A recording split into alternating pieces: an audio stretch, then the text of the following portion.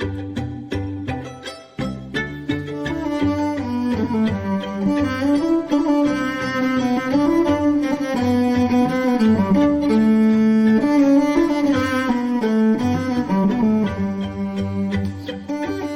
to the Lover's Hole, where we're reading through Patrick O'Brien's Jack Aubrey and Stephen Maturin canon. Ian, we're sort of back after Master Commander. We're back after our big Q&A session. Bring us up to speed here. Where are we? Where are we off to today? With pleasure, Mike. We're at the beginning. We're in the early chapters here of The 13-Gun Salute. So once again, we did our long reread of book number 1 in the canon. Now we've skipped back to where we were. It seems like weeks ago now that we were in the regular kind of canon sequence here. We're in the 13-Gun Salute. Last time in chapter 1, the Surprise had left England early on secret mission that Stephen is embarked on to Chile and Peru, hoping for Jack's sake that he won't endanger further his chances of being restored to the Navy list, which is in the offing, but not a sure thing at all. He's already harmed that, we think, a little bit by criticizing the regent's mistress in public. Jack and Stephen had therefore decided in a bit of a hurry to head off. They'd left behind a disappointed Sophie and, shock news, a pregnant Diana. Wow. The pregnancy, we think, and the fiery tempers, we think, were the effects of Stephen having kicked his laudanum habit. And Mike, chapter 1, big cheer there for Team Stephen. The Surprise still had all of her piratical, hand-picked Shelmerston crew aboard and a few of those Orkney men, all of whom were a bit wary of the new landlubber, the purser, Mr. Standish. He'd fallen into the sea coming aboard. Stephen was upset with his bankers, was trying to find a new bank to look after his fortune. That was where we had left it, Mike, in chapter 1. This week, in chapter 2, Stephen's frustration with his bankers continue. The Surprise eyes and chases a prize, a puzzling prize, as the new purser continues to impress, just not very favorably. We find out why it was that the universe conspired to have us redo Master and Commander before starting 13-Gun Salute as the curse of the United Irishmen. Because here it is, that curse once again, having haunted James Dillon, is back again to descend on Stephen. Whoa. Here we are. We've got the Surprise. We're in British waters. We've got Orkneymen. We've had shanties praying for fair weather. How's it looking as we start this chapter? As a matter of fact, we get exactly that. We get that fair weather or the shanty. Stay tuned for the many prizes, which of course included at the end of that. And in this fair weather, Jack has now sailed the Surprise out to these lovely, lonely waters to pretty the ship up before turning to Portugal. You know, he doesn't want to be kind of in the regular sea lanes. He didn't want to be interrupted by English ships, whether they're stopping and asking to see his papers. He's not so much worried about senior naval officers, since they all now know he's a member of Parliament, likely to be restored to the list. And he also doesn't want just their stopping to offer their, congratulations and best wishes either. And he doesn't want to waste any time on unrated vessels commanded by lieutenants or master's mates who don't know enough not to stop him. So they're in these unfrequented waters well south of Ireland and in the midst of a beautiful weather. And they've stopped to do a little fishing before they really get to work touching up their piebald paintwork. Yeah. And this is all sounding quite contented and calm and bucolic, you might say, and happy. So, at any rate, it is in Jack's point of view. And just like O'Brien often does, he switches the point of view straight away in the second little section here in this chapter. And we are back with Stephen. If we remember, when the pilot came aboard off the Eddystone Light in the last chapter, he brought some letters. And Stephen is reading those letters right now, waiting for Jack to wake up. Jack had stayed up until the middle watch. He had been reviewing the observations of the scientist Humboldt, whose work Jack was going to collaborate in his voyage around the world, and making plans to take his own, only, says the text, a change of wind, the cry of sail ho, or the smell of breakfast would wake him. So, pretty sound sleeps there for our Jack. Stephen, and Mike, here's where the heart sinks a little bit. Previous chapter, Stephen had kicked laudanum. My heart sinks a little bit when we read that Stephen has been chewing coca leaves. I'm thinking, like, dude, you're halfway through the canon. You've had a lot of bad experiences with substances of one kind and another. Your life is good. Why are you descending back into drug taking? Anyway, never mind. He's chewing the coca leaves. He's working away in the coach section of the great cabin rather than in his own other small cabin off of the gunroom. And we read that his sleep has not been entirely placid. He'd woken early from, as O'Brien calls it, an unusually explicit and vivid erotic dream. And Mike, I think in the past we've heard those mostly described as being dreamed by Jack Aubrey. And it's a little moment for us to pick up on here that Stephen's the one who's having these erotic dreams here. He's concerned that he's becoming a mere satyr or satyr, S-A-T-Y-R. We're going to talk about what that is in a second. And he sees this happening as the residual effects of his former laudanum habit wear off. And he thinks to himself, and again, my heart sinks here, Mike, where would I be without my coca leaves? The answer is not trapped in the 1980s. That's where. So, Mike, as satyr or satyr, I still don't know which way to pronounce it correctly. That's a figure from Greek mythology. Why would Stephen be worried that he's turning into one of those? Well, it's interesting. I kind of went back the same thing. I could kind of remember I was getting him confused a little bit with like these pan-like creatures. But sure enough, a satyr is, in Greek mythology, it's this lustful, drunken, really a woodland spirit.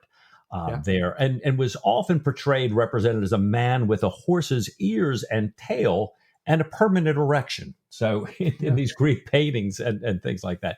Now, as we move to Roman times, the representations change from horses to goats. So they've got, a man with a goat's ears, a goat's tail, a goat's legs, and horns. And this is this intersection with kind of Pan.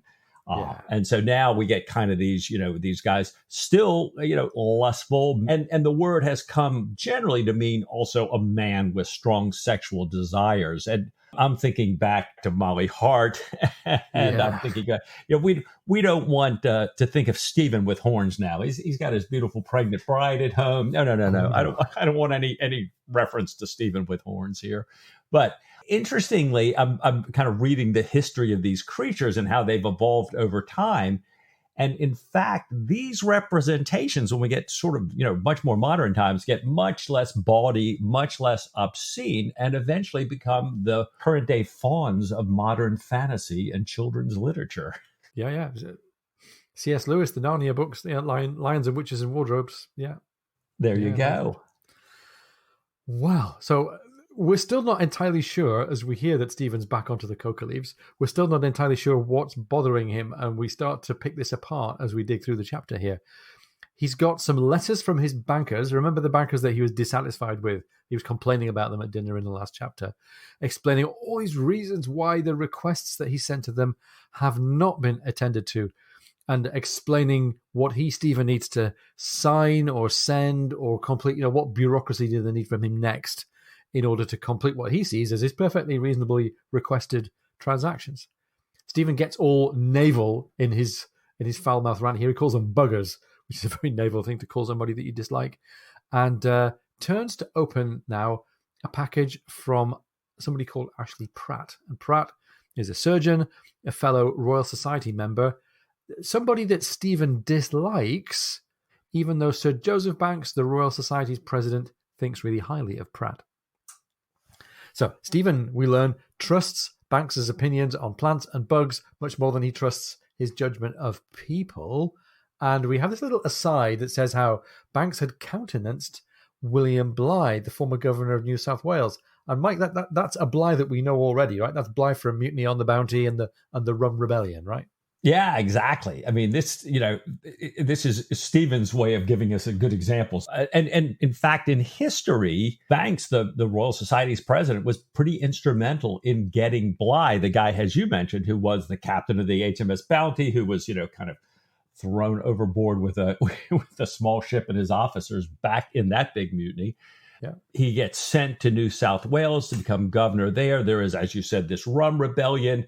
And even there's general mutiny and he's imprisoned. It's later reversed, but still there's kind of this cloud around him. So Stephen really says, I don't like this guy. I don't like what happened in New South Wales. Now, to Bligh's credit, we don't just want to completely tar and feather the guy here, even though Stephen doesn't like him.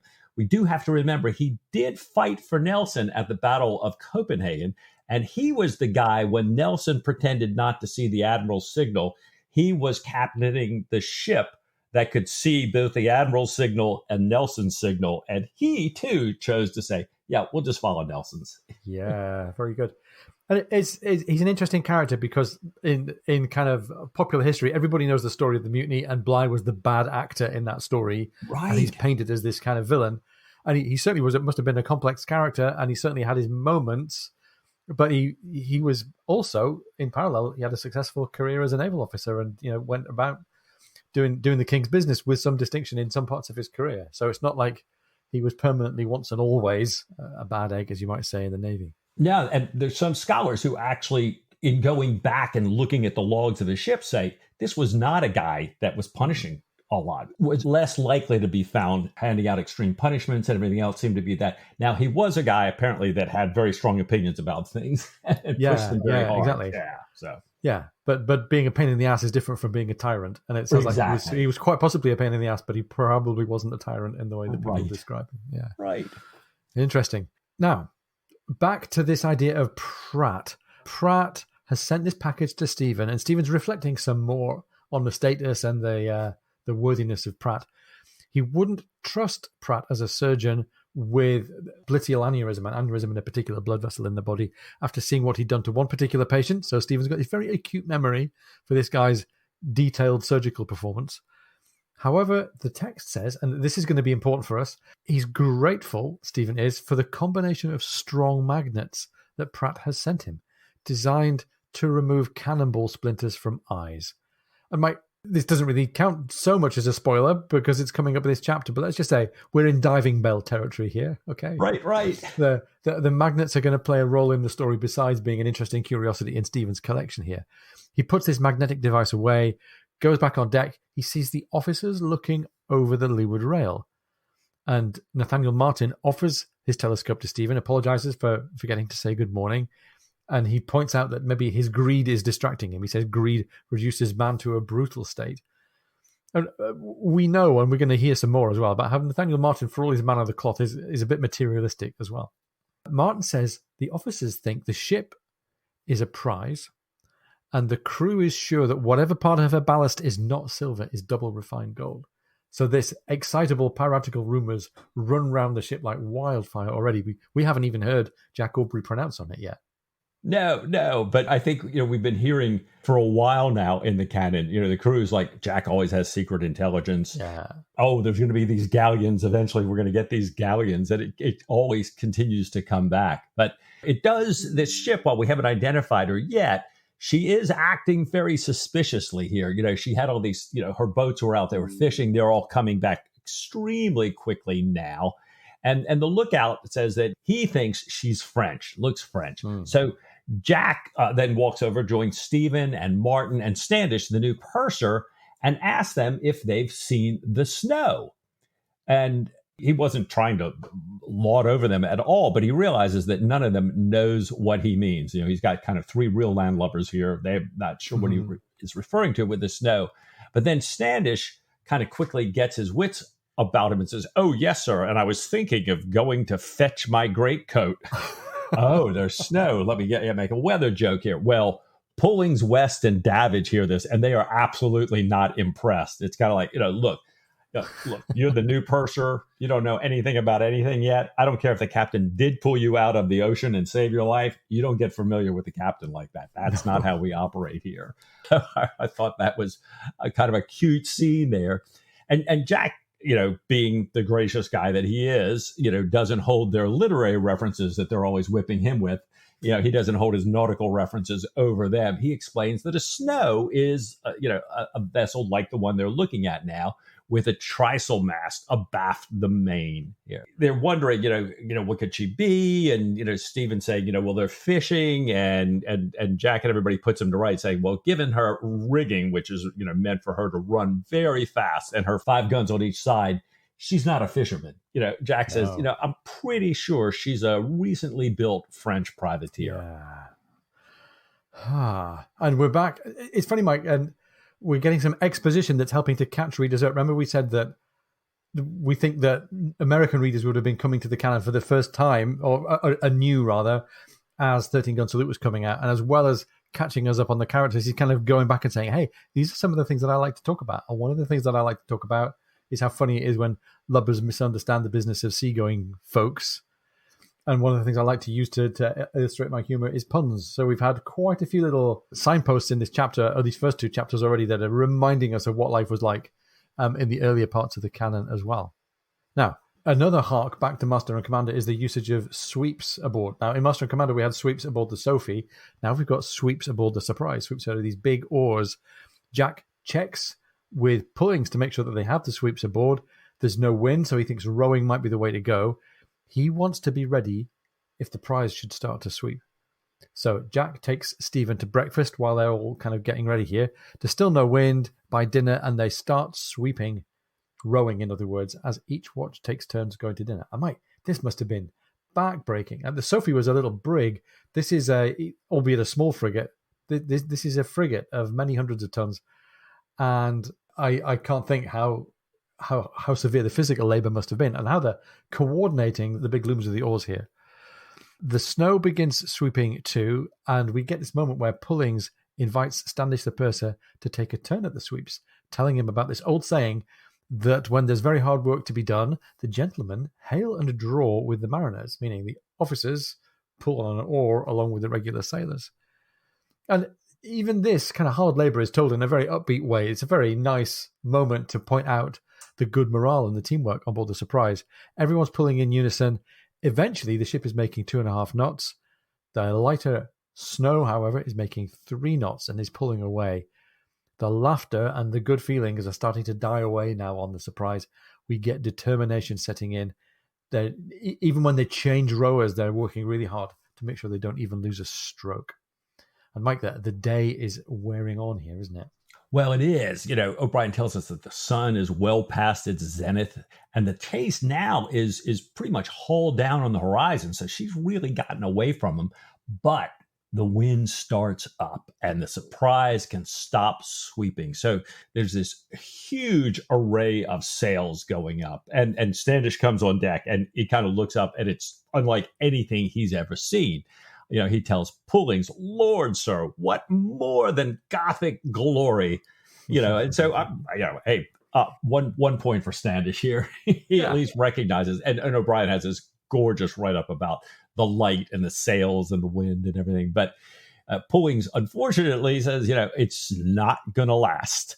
Sadly, there's this big swell coming in from the southwest, and it's probably going to bring at least half a gale here.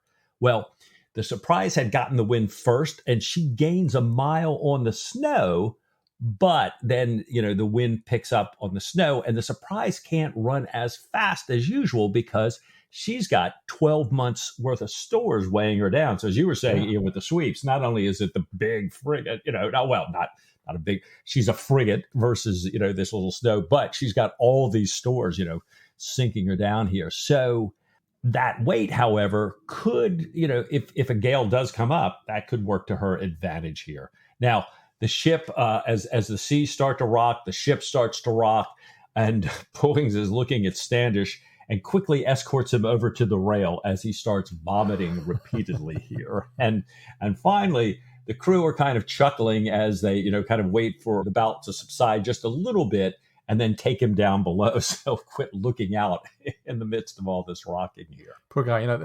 They say that there are 2 stages of seasickness. In stage 1, you're worried that you might die. And in stage 2, you're worried that you might not die. Oh, no. Ouch. I hear that. Oh, yeah. And I mean, this particular part of the coastal waters of Britain, what they call the western approaches, is notoriously rough. And it's a classic place to get an attack of the yips, I would say. Wow. Anyway, the gale that's been brewing that we've seen, foretold by the swell, comes even sooner than expected. And Stephen, who's still down below reading the French files, notices the ship's increasingly skittish motions and the loud, urgent sounds. Jack comes on in and invites him up to see the chase, because now the chase is full tilt. On deck, then, Even though they're carrying far less sail, the deck is still tipped over by 20 degrees. We have a large bow wave. And Mike, we know from reading in the past, this is the kind of sailing that Jack really relishes. Obviously, fragile newcomers like Standish have a bit of a different outlook on it. Pullings reports that the chase has not altered course at all. She must be heading for the Cove of Cork or a little south. Okay. Stick a pin in Cork and southwards. Cork is in the west of Ireland. Oh, okay. Stephen's surprised to see the chase right ahead, almost within gunshot.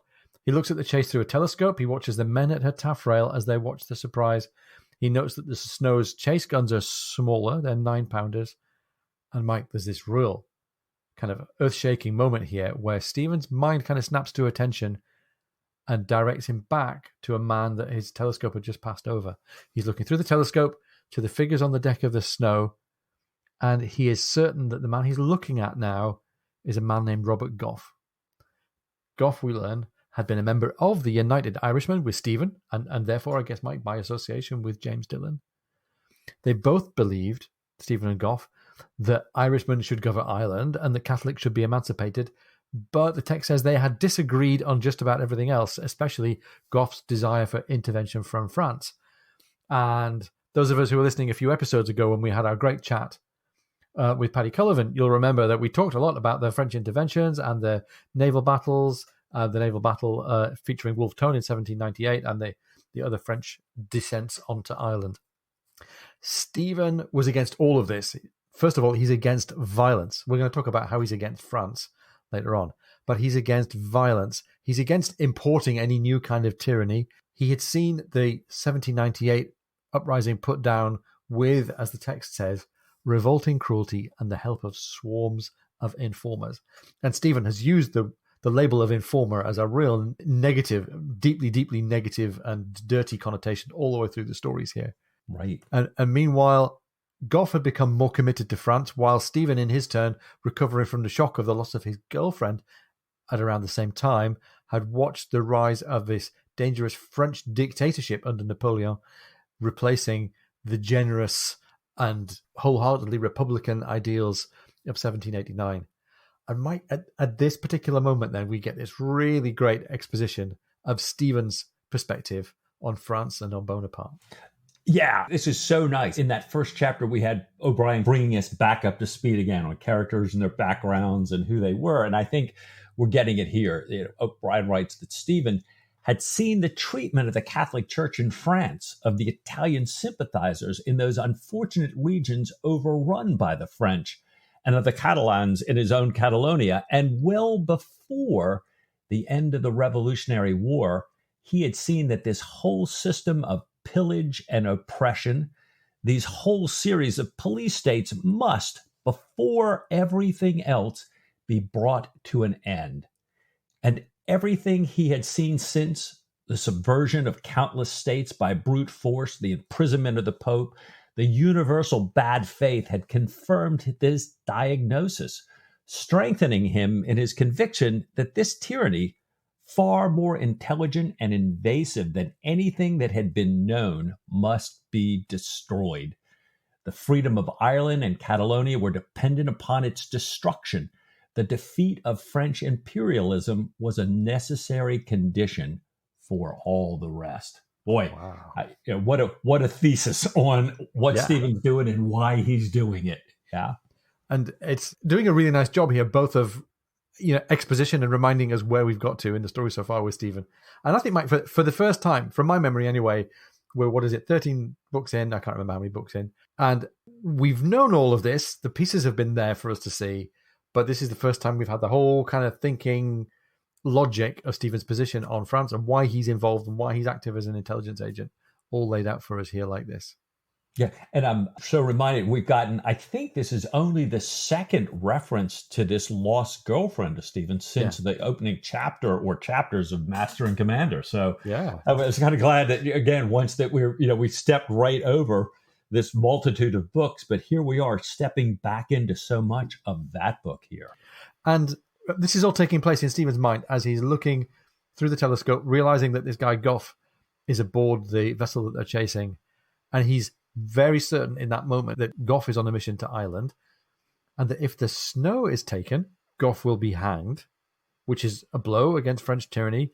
However, the text says Stephen's old loathing for informers rose up with overwhelming force. His utter revulsion from anything and everything to do with them and the results of their betrayals, the torture, the floggings, the melted pitch on men's heads, and of course the hangings. He could not bear the slightest hint of a connection between himself and such people. He could not bear being connected in any way whatsoever with the taking of Gough. And Mike, Stephen's on sketchy ground here. He's really taken against the idea of being seen even in his own mind as an accessory to the taking of this guy Gough. Even though this person is dislikable and antipathetic to Stephen in some ways, he's getting closer to this trap, this duality that was part of the undoing of James Dillon all those books ago in Master and Commander, right? Right. I mean, this is, I was really getting that, danger, Will Robinson. Stephen, don't go there. We've seen what happens with this. And I think, like you said, Ian, I mean, informers, he's always, and he and Dillon had this conversation too. We remember this, a look of an informer. But I think Stephen's always felt like there was a special circle in hell just for them. Yeah. So Stephen is really revolting against being involved in this. The rest of the crew and Jack, pretty much everybody apart from the purser who doesn't know what's going on yet, everybody else is kind of tightening their belly muscles and egging the ship on through this gale of wind. This is a moment for us to kind of stop and reflect. I think this is a moment for us to just pause and look around the horizon and think what else could be going on here. This is probably also a moment for us to take a short break. What do you say, Mike? Oh, I think that's a great idea. If you're enjoying the podcast, please come and join our supporters on Patreon. Go to patreon.com/Lover's Hole.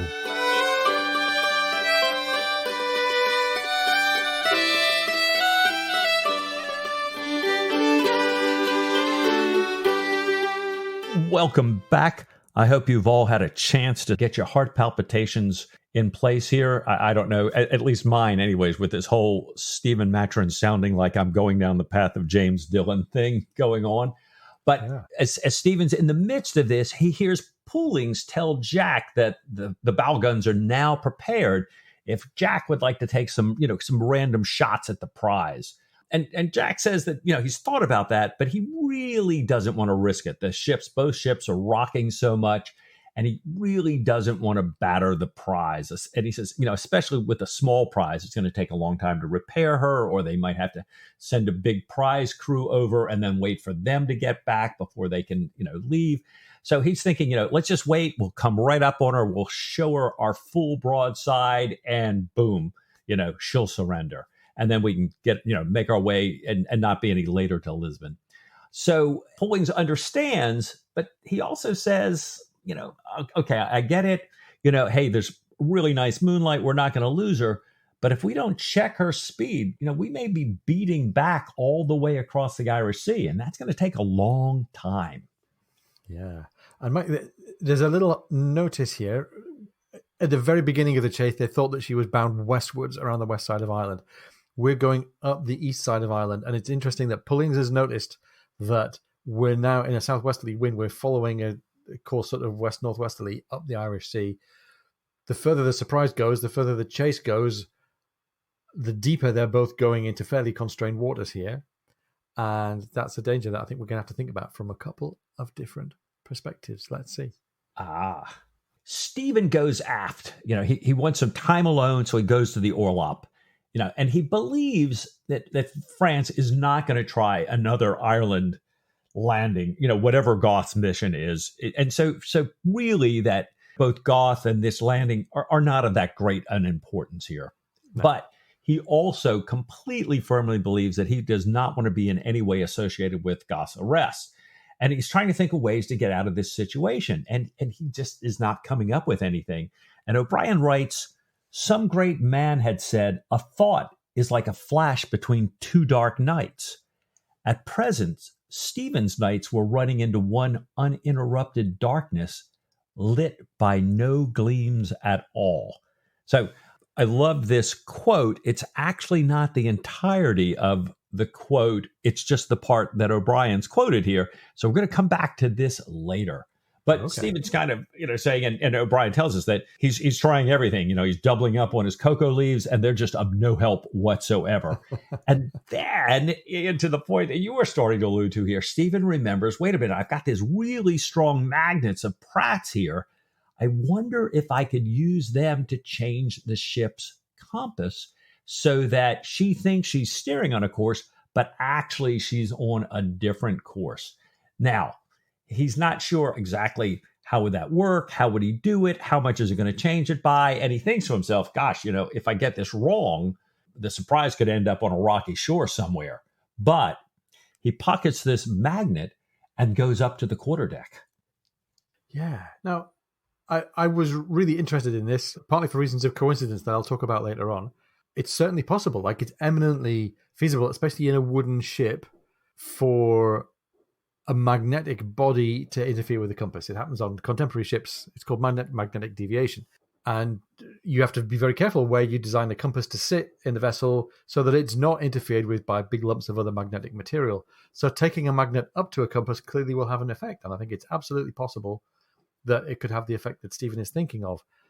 I bump on this, though, because it's incredibly reckless. I mean, Stephen is spotting that he might be putting the ship into danger, but if you can alter the course of the ship by 10 or 15 degrees, he noticed already, by the way, in this chapter, that this trick with the magnet will probably only have an effect if they're not also steering by other cues. So it'll only have an effect if it's night or bad weather or bad visibility, at which point they're relying on the compass. And at that point, screwing around with the compass is an incredibly dangerous thing to do. If it goes wrong, it could be terminal. Even if all that happens is Jack finds out that Stephen's been contemplating this, I think Stephen's risking his friendship, he's risking the ship, he's risking the crew. Smoking in a magazine ain't in it, as far as I'm concerned. And I'm sitting here thinking, is he really going to make this kind of risk against the fact that he doesn't like being thought of as an informer? And this was a moment where I thought, I'm not sure that the calculation stacks up. Now, as a way of introducing just how much Stephen cares about the different aspects of the Irish rebellion, and a way of introducing the fact that, we're aboard a ship here and a ship is a fragile thing, like those make perfect storytelling sense. Right. But I'm a little bit worried about really what Stephen's risking here, the way that O'Brien has set him up with this potential trick with the magnets. No, and we're clearly, we're nicely, as you say, Ian, reintroduced to why he hates France so much, and why, we had Dillon serving in the English Navy despite his strong feelings, but we see that Stephen, doesn't have that kind of, a little bit of Dillon's negativity there, but he does have some of this leftover stuff, and he's on that slippery slope, carrying this magnet up to the deck. I'm like you, I'm going, is he really going to do this? Yeah. Who knows? So back on deck, it's as bright as day. And that's good news for those of us who care about navigation and flaky compasses, because that means they can see, and I'm breathing a sigh of relief here. So this means that there's no way for Stephen to experiment with the magnet and the compass. There's no need to try, because even if he can get himself surreptitiously close to the compass, they're going to spot that the ship's head is changing versus the landmarks that are in the context on the horizon there. The ship is following the chase, not steering with a compass, and Stephen notices that they're just as far behind as they were. West says, well, actually, we are farther behind still, but the tide will change against the wind in an hour. That will make a worse sea state. That'll make it harder sailing for the smaller ship. West says that the captain is updating the chart in his cabin, and Stephen contemplates joining Jack, and he thinks to himself that maybe I could look at the maps and see how far I could take the surprise off course with this compass trick that I'm contemplating. And I'm very relieved to read this, Mike. He decides that would violate his code of morality. It would be spying, not intelligence gathering, and that's a pale beyond which he doesn't want to go. So, his magnets are put to one side for now. He heads down the companion ladder and walks along to the waist of the ship instead. Yeah, it's interesting. And there's this line right before he goes down the companion ladder where, as he's been thinking this stuff over in his mind, West is saying something to him and he's not paying attention to him. And so he asks again, and Wes says again, I was only saying they must be burning heather or furs over there in Anglesey, said Wes, pointing to a distant orange serpent on the starboard beam. And there's this, I kept thinking, why, what is this throwaway line here? Why is this? And I wondered later, we all know about the serpent and kind of Adam and Eve and the serpent. And I'm kind of wondering if this is Stephen kind of looking on his shoulders going, who am I taking advice from here? Yeah. Like you said, is it spying? Ooh, that's the serpent. Is it intelligence gathering? No, where's my sense of morality? And hoping that, unlike Dillon, don't give in to the dark side, Stephen, here. Yeah, it reminds me that there's a red sea snake in the water when HMS Surprise is on our way to Bombay in the novel Right. HMS Surprise. Yeah, lots of symbolism. O'Brien loves an animal symbol, doesn't he? Always. One with color behind it. Oh, fantastic. That's right. So Bondon sees Stephen and stops to talk with him. He can see that Stephen's upset. He can see that, well, maybe he's thinking he might be upset because we haven't caught the prize, or maybe he's upset that Jack hasn't put enough effort into the chase. And he tells Stephen not to worry about this. He says no captain's going to risk masts, spars, and cordage unless he's fighting against an enemy man of war.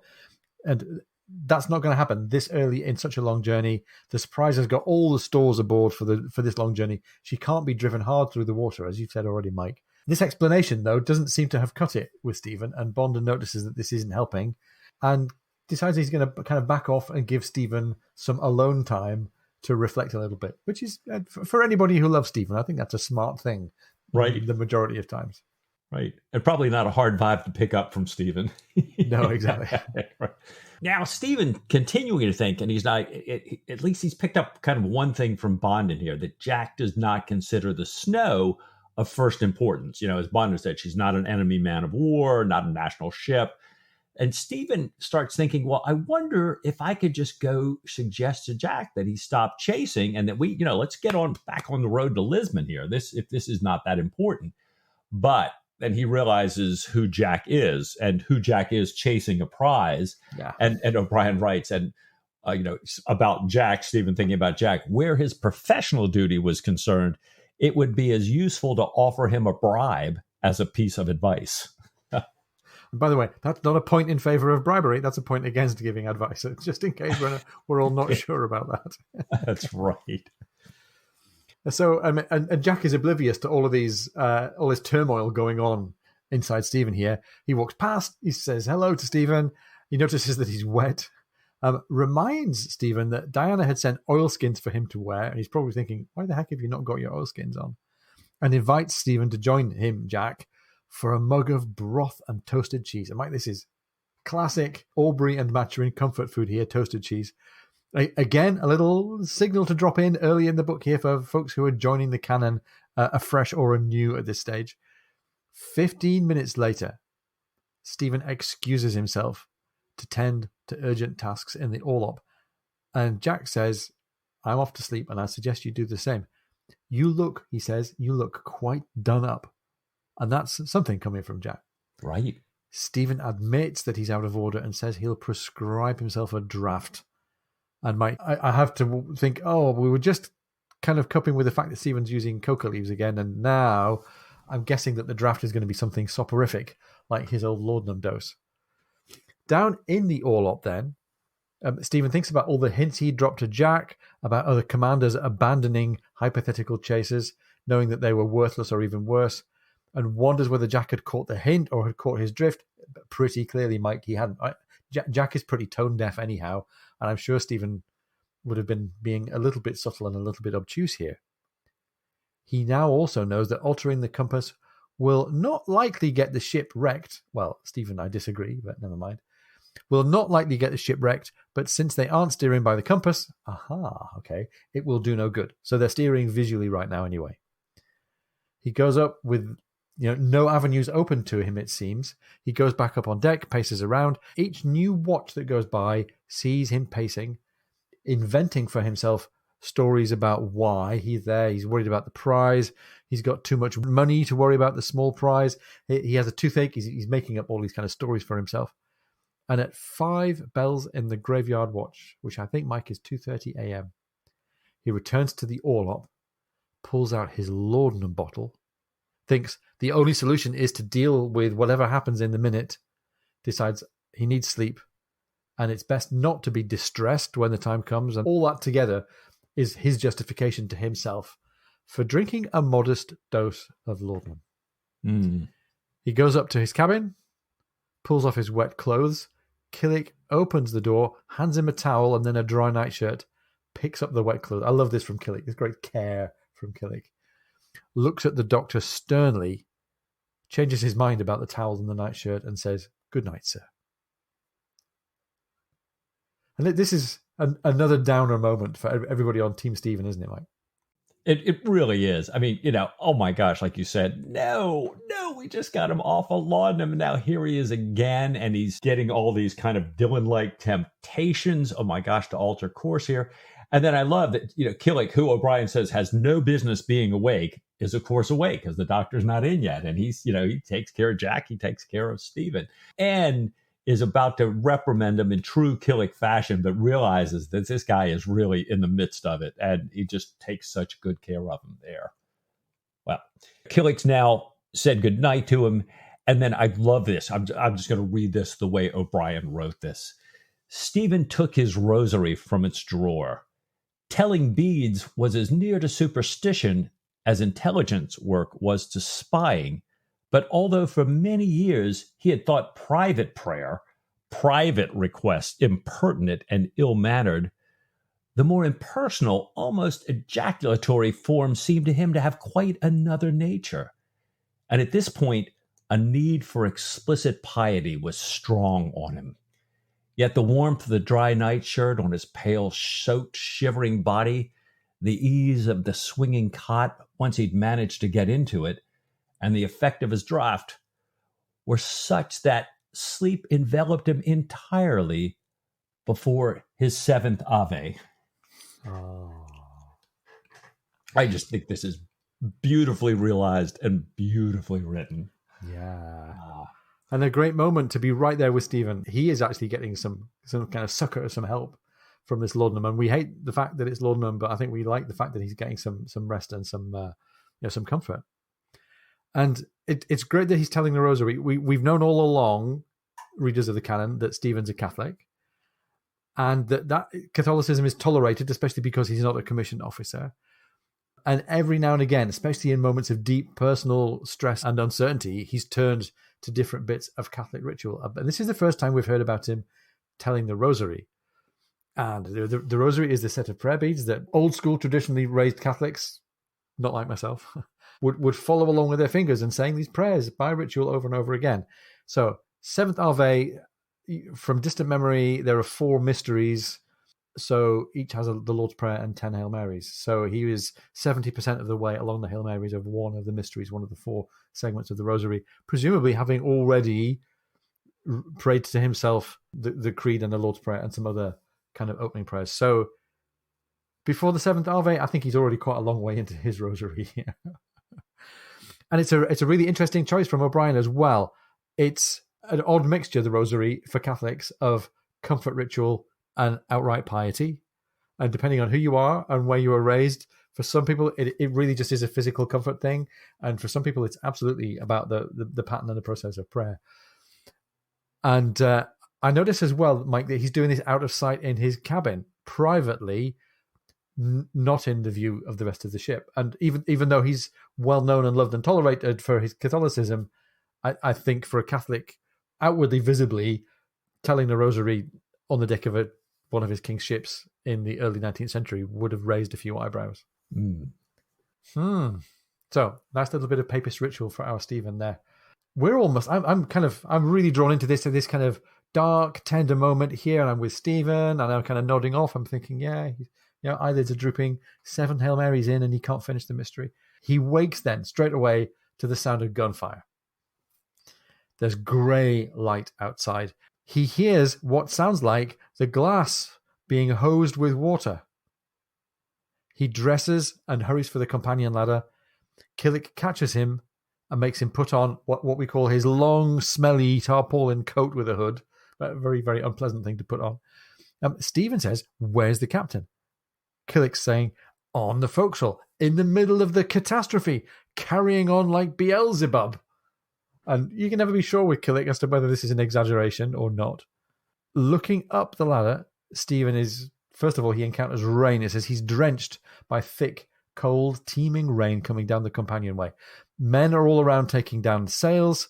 Awkward Davis sees that it's Stephen and takes him forward in the storm. And this is one of these storms where you really have to hold fast and you need to be lashed on.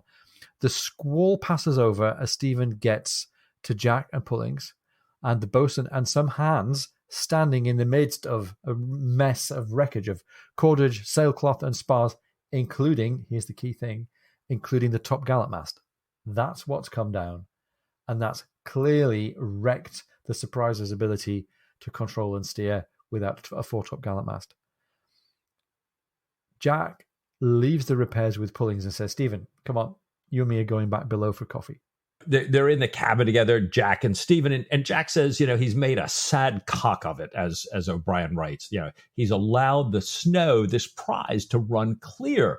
He says, last night Tom suggested that they fire at him and check his speed, and this morning now he wished he had done it. He says that when the squall flattened the sea and the wind died on the Surprise, that snow, that the chase was pulling away so fast that Jack just decided to risk it all, put everything up, and cracked on just to get a shot at her.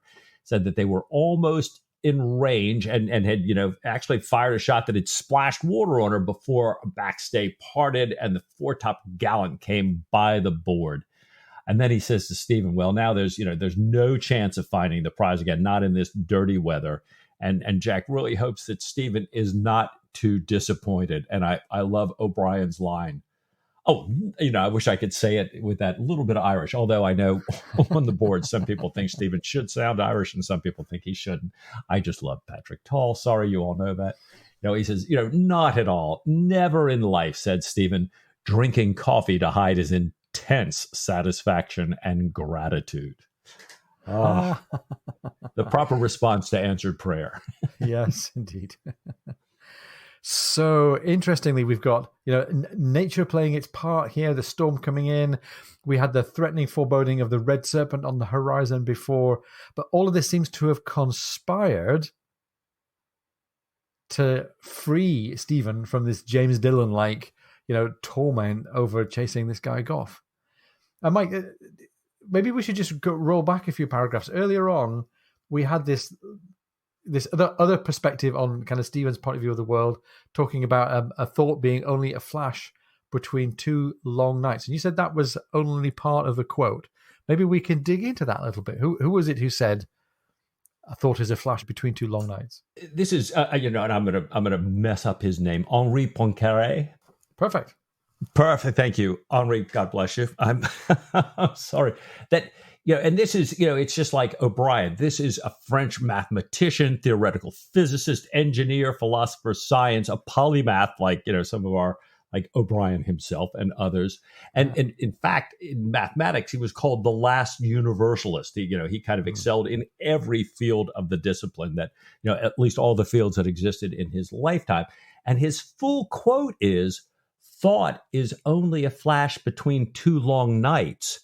That's the part we'd heard before. The end of it is, but this flash is everything. And I couldn't help but wondering, if that's the phrase that O'Brien thought, if you lift up the corner of this rug, if you chase down this Easter egg, that's the piece. This flash is everything. And maybe when we think about the way this story is played out, as you said, that's the difference between Stephen and James Dillon in these very similar situations here. Dillon's is kind of one long night as he tries to run headlong into some thought of whatever an honorable death is to ease his conflict. Stephen, in the midst of this same tough situation, exhausts his reason. And then instead of, running onto somebody's sword, he turns to a little bit of faith, a little self-medication, to the good thought to say, I probably better get some sleep and play this by ear when the moment comes. But he ends up with his honor intact and a decent night's sleep and thankfully a much better result here. Yeah, well, thank heavens for Poincaré.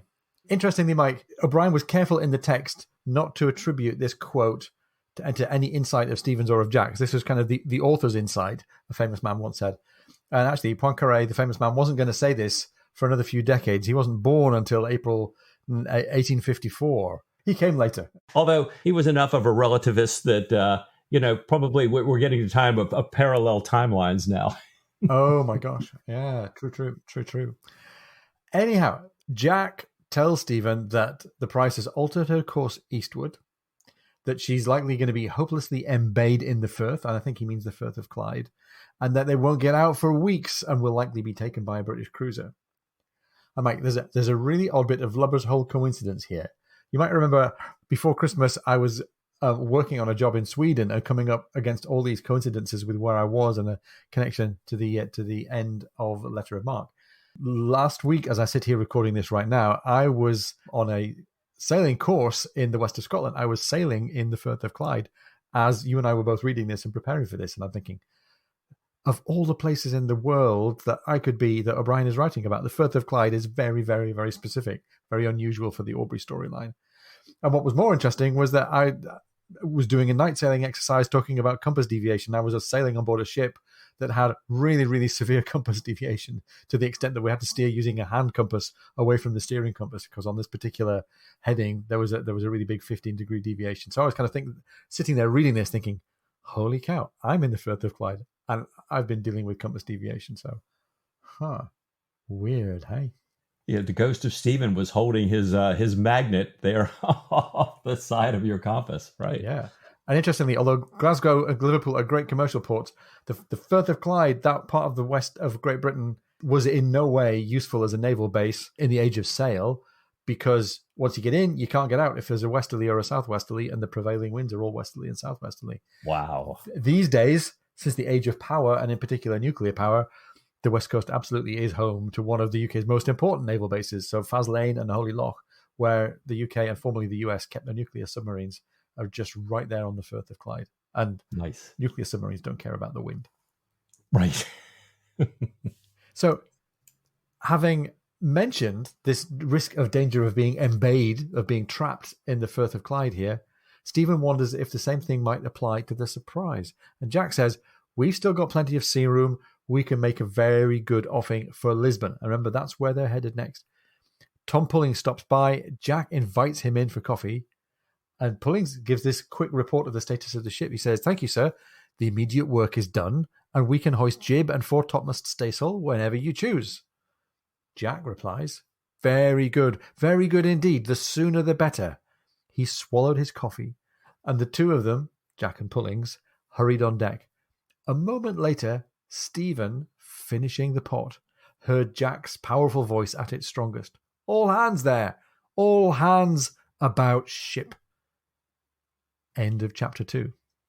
Wow. Fascinating, right? I mean, quite a short little chapter, some slightly strange ideas and plot turns being introduced here, but loads of stuff for our characterization, loads of stuff for potentially new readers of the canon joining at this point to get their teeth into.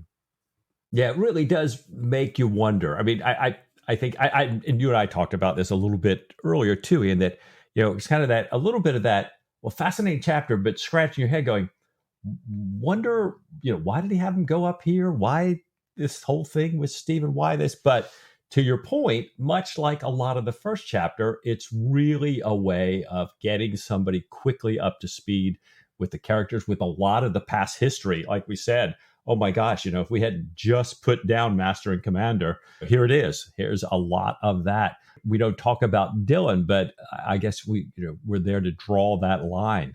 Yeah. Now, I do wonder a little bit, though, okay, is it just kind of reintroducing us to some of that? Or are we going to hear more about the United Irishmen going forward? Are we going to hear more about this? Okay, I'm back to laudanum now. This worries me just a little bit here. Yeah, we got to wonder how many of these things are being planted and just left there, and how many of them are being planted to get a payoff later in the book. And like always with O'Brien, we don't know. There'll be some things that are just left kind of standing there. It's going to be fascinating, Mike. We're only 2 chapters in. We have this long-awaited South American mission that seems fated. Like we first heard about it 2-3 books ago, I think. Right. Is it going to be continuously put on hold? I mean, chasing up the Irish Sea, what the heck? Right. Come on, guys. You've got this South American thing. Stephen's got to go and foment revolution and overturn Bonaparte and the Spanish kingdoms. Are we ever really going to get there? We had some new omens at the beginning. In chapter 1, we had the Jonah-like qualities of Standish the Purser falling in the sea. We had Jack pulling the crew together. We had the Orkneymen singing about many prizes. But Mike, in chapter 2, they've been outsailed, they've been eluded, they've failed to catch the prize, they've had bad weather. Where's their luck now? What about the unlucky purser? Yeah, we have this unlucky purser down below throwing up all over the place while they're losing the prize. I'm sure none of this is lost on the crew here. So I'm very much wondering, what's next? What's next? Are we now going to turn and make that good offing for Lisbon? Or, I don't know, do we get to Lisbon? Do we get to South America? I guess there's only one way to find out. Mike, what do you say next time to just a little bit more Patrick O'Brien? Oh, I would like that of all things.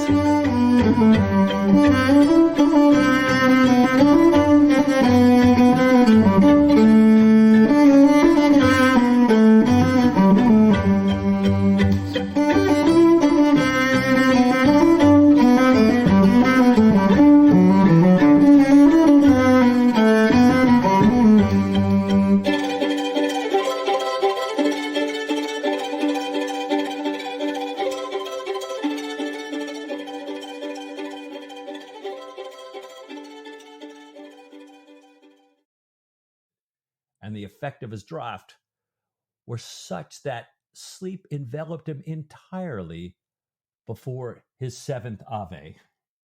Before the seventh Ave, I think he's already quite a long way into his rosary.